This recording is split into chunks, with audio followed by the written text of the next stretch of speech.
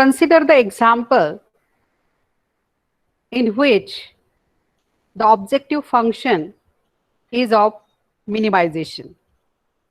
So when your objective function is minimization, then not necessary that you must get the bounded region, because as we are finding the minimum value of the function, minimum value of that objective function, here at least the lower boundary for that objective function, for values of that objective function should exist.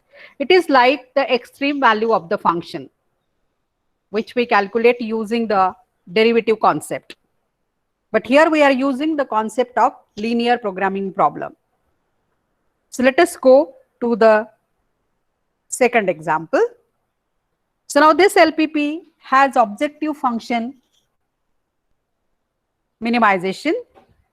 Then minimize 3x1 plus 2x2 with respect to all these constraints. Which are these constraints? 8x1 plus x2 is greater than or equal to 8. 2x1 plus x2 is greater than or equal to 6. x1 plus 3x2 is greater than or equal to 6.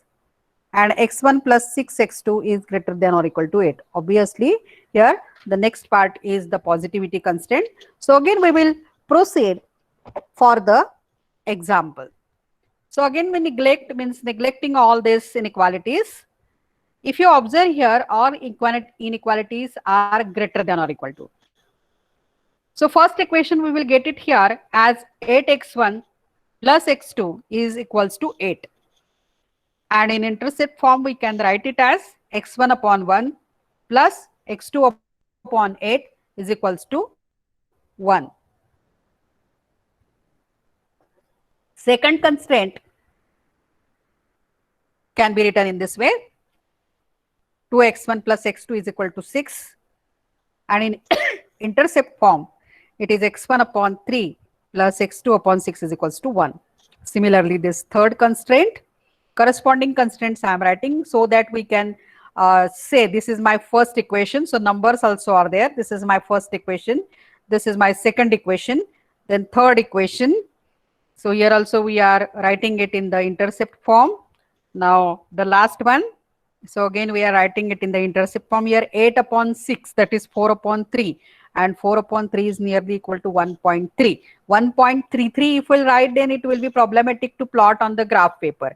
Actually, we are not, means just we are guessing that where should be that value 1.3. And again, I suggest you to draw this on the paper, plain paper. No need to consider the graph paper here. If you have the scale and by pencil, you draw it by taking the proper scale as 1 centimeter equal to 1 unit as per the figures in the example. If these are 2 digit, then take x equal to some 10 or something. If 3 digit, then as per you can change the scale on the paper. But intercept you find properly and draw that line using the scale only. Let us go to the graph. Let me consider this as new.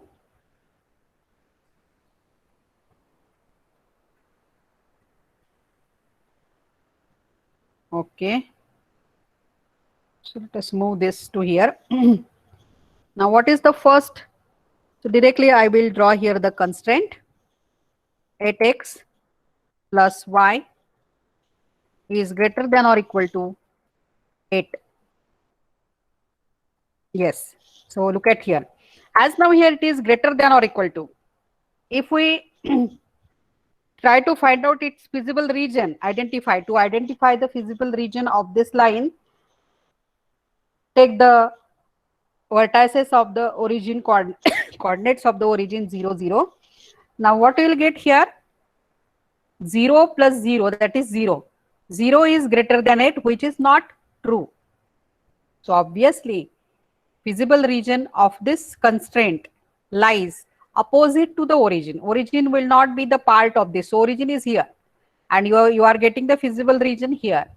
Right? So opposite to the origin. It is not at origin side. So in this way, origin test is very simple to find out the feasible region. Next constraint is 2x plus y. Here x1 equal to x and x2 equal to y. I am considering y is greater than or equal to 6. This is the second constraint. This is A, this is B here. Next constraint, x1 plus 3x2 is greater than or equal to 6, x plus 3x2, 3y greater than or equal to 6. So here also automatically we are getting the common feasible region of this. Next constraint is x1 plus 6x2 is greater than or equal to 8. So x plus 6y is greater than or equal to 8. Yes. So now look at here. So this is line A, that is my first line, B, second line, C, third line, and D, last line. So let me show you the vertices of the common feasible region. You can now clearly see the common feasible region for this example. Okay, so here is 1 point 8 A. Then let me check from which side I have considered it.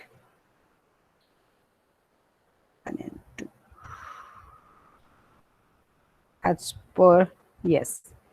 Then this is point B, which is point of intersection of first line and second line. Then this here directly I am getting the vertices coordinates of these points, but I will not consider. I will consider only those points which I will get after solving that 2 lines of the equation. This is next point.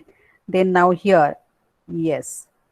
Now look at here, origin is not part of this feasible region and you are getting unbounded region here, but still this LPP has solution because our objective function is of minimization. So if you observe here, A has coordinate 0, 8. B is point of intersection of line A and B. C is point of intersection of line B and C. It is coming sequence wise. D is point of intersection of C and D. That is 1 and 2, then 2 and 3, and then 3 and 4. And E obviously has coordinates 8, 0. So we know only the coordinates of A and E. So we have to find coordinates of B, C, D by considering these two equations whose these points are point of intersection. So let us go back to our example. So look at here. Point B is the point of intersection of line 1 and 2. So now you can solve them simultaneously. So we will solve them simultaneously. We get the coordinates of B are 1 upon 3, 16 upon 3. Next point C is the point of intersection of line 2 and 3. We have seen 2 and 3. So solving equations 2 and 3 simultaneously, we get this coordinates 12 upon 5, 6 upon 5. Next point D. D is the point of intersection of line 3 and 4. So we will solve equations 3 and 4 simultaneously to get vertices, to get coordinates of D. And the coordinates of D are 4, 2 upon 3. So now we have how many points in the region? 5 points. A, B, C, D, and E. Among those, we know coordinates of 2 points, A and E, and we obtained coordinates of these vertices B, C, and D, solving simultaneously that corresponding lines, equations of the lines. So now we have got vertices, coordinates of vertices of the feasible region. Okay, now go to the table, draw the table. So again the point and Z. Now here don't write minimum and maximum, only calculate value of Z. Then as we have obtained all these coordinates, here this vertex is not there. By mistake, it is there. This is not there.